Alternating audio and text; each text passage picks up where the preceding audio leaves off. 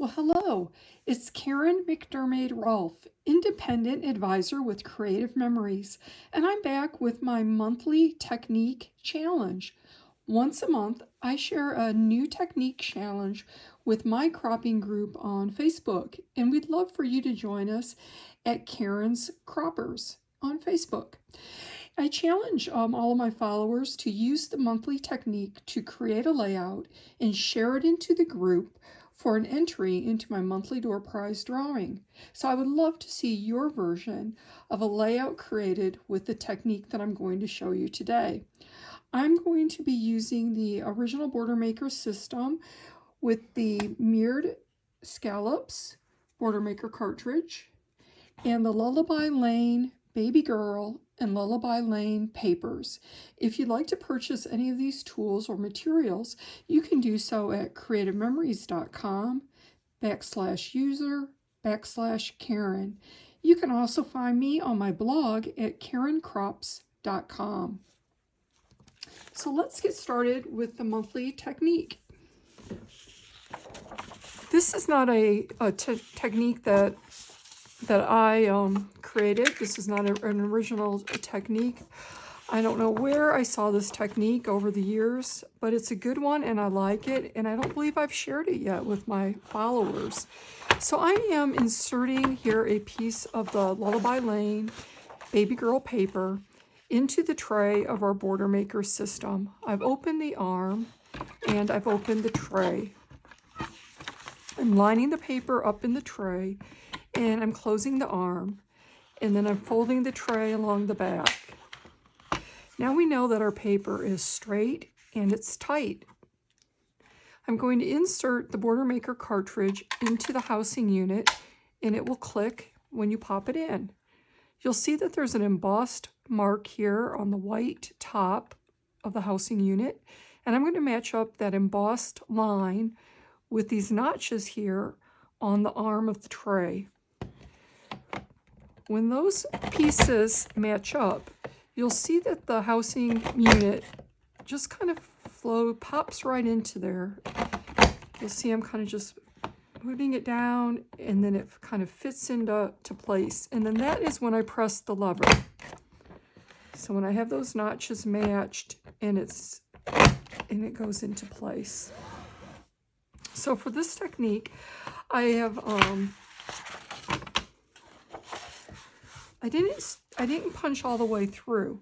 Normally we would punch all the way through and we would be left with a standalone border. This time I stopped at one notch before the bottom. So I left my border intact onto my piece of paper. So this technique is going to work with any of our Border Maker cartridges that are a chain style. The chain style cartridges punch a border that just falls right off of the paper, such as this. I'm going to put it back in the tray now.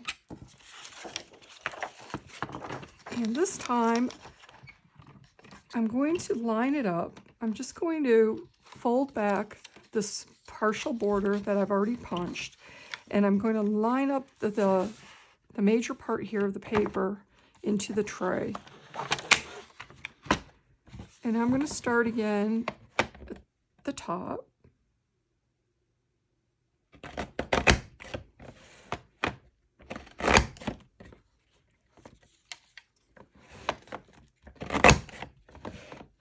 And now, instead of punching all the way down, I'm going to stop right here at so I'm going to stop at the the fourth notch down.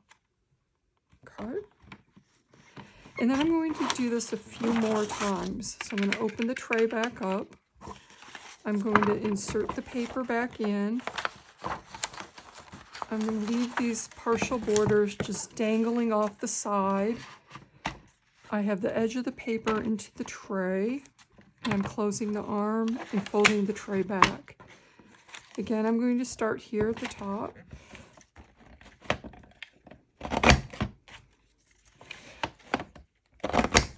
And this time I'm going to stop after I punch in the third notch.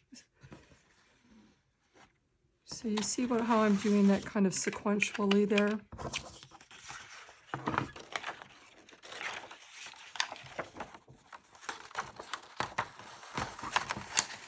I'm lining the paper back up, and I'm going to do it 1 or 2 more times. Let's see. So again, we're going to start at the top, and I'm going to just punch twice this time. And now I believe I'm going to do 1 more.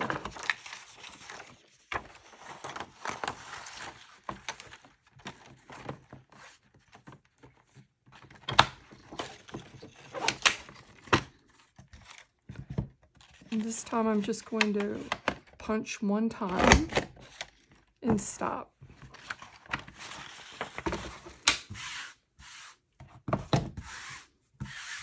Just going to clean off my space a little bit.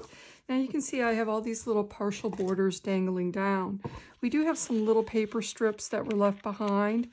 I'm going to take my micro tip scissors and just snip those off. Those thin lines, those thin strips there that were remaining. And now see we have this really cool kind of tiered, dangly drape effect. I'm going to take my paper and I'm going to cut a little bit off of 2 sides. So I'm going to put it in my 12-inch trimmer here, and I'm going to take a 1/2 inch off of 2 of the sides there. And this side also a 1/2 inch.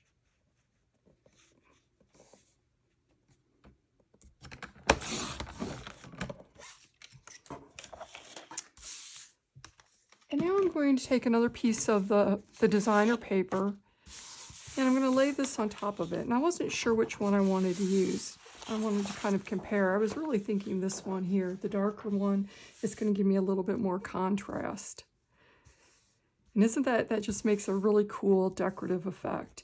Now, since this makes kind of a ribbon piece, I thought I could cut some thin ribbon pieces to go right in there. And I think I'm going to do that at 3/8 of an inch.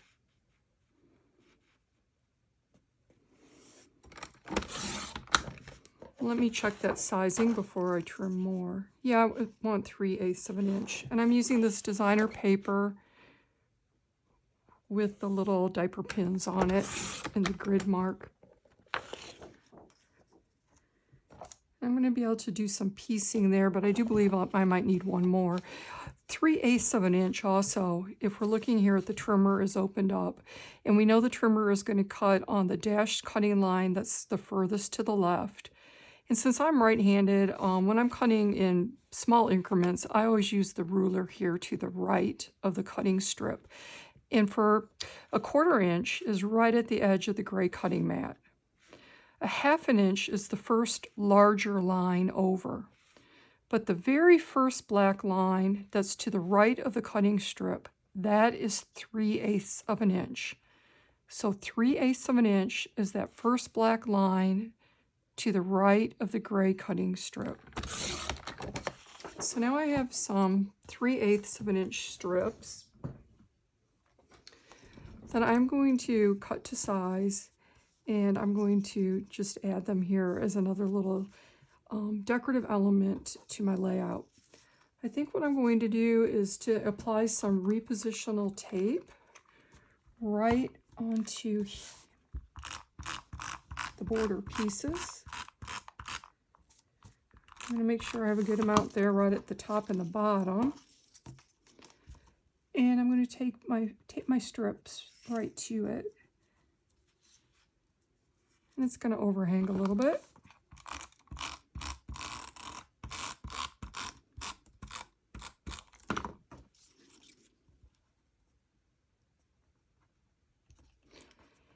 You can imagine using this technique with many of our other Border Maker cartridges, and what a different, and unique layout or effect that you're going to get. So I'm really anxious to see all of the different variations that everyone comes up with. Like I said, I issue this as a challenge to my followers to use this technique and create their own layout and share it with us. So we'll see this layout made in many different materials and with many different Border Maker cartridges. So it's going to be really interesting to see all of the variation that we get with this one idea.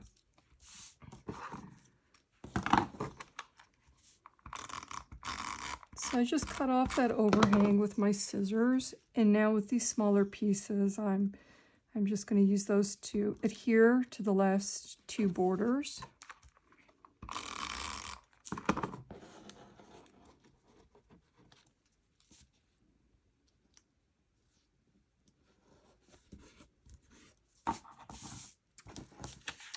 And I'm going to cut off that overhang again.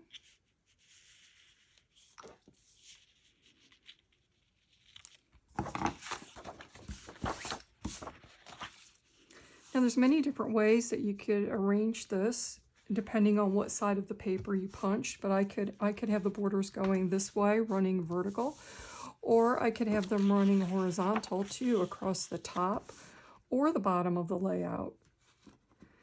So I might see if I actually have some baby photos here of my little granddaughter that could work on this layout. So before I commit to which way I'm going to orient this, I'm going to pull out some of my photos first, and then I'm going to look at those. I might also see if I have, if there's some different options for the background that I might like a little bit better. You know, I could do something that's more tonal, such as this, and that's going to give me more contrast there. I like that a lot. I do kind of like it with the green, but I think I might like it better with the tonal a little bit better. It pulls out the gray that's in the diaper pins. But I'm going to see what kind of photographs I have so I could finish this layout. And once I do, I'll be back on this video to show you what I came up with.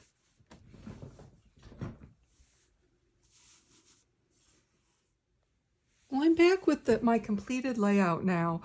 I've completed it with my photos, some embellishments, and I have a spot for journaling, which I'm going to add later.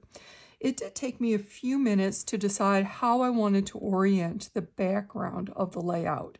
I decided ultimately to have these border strips running horizontal across the top of the page, but I could have had them running horizontally on the bottom of the page, or they could have been running vertically. So they could have been falling down this side, or they could have been kind of going upward on this side. So there's lots of different variations here that you can do with this technique, and I'm really going to look forward to seeing what you guys come up with.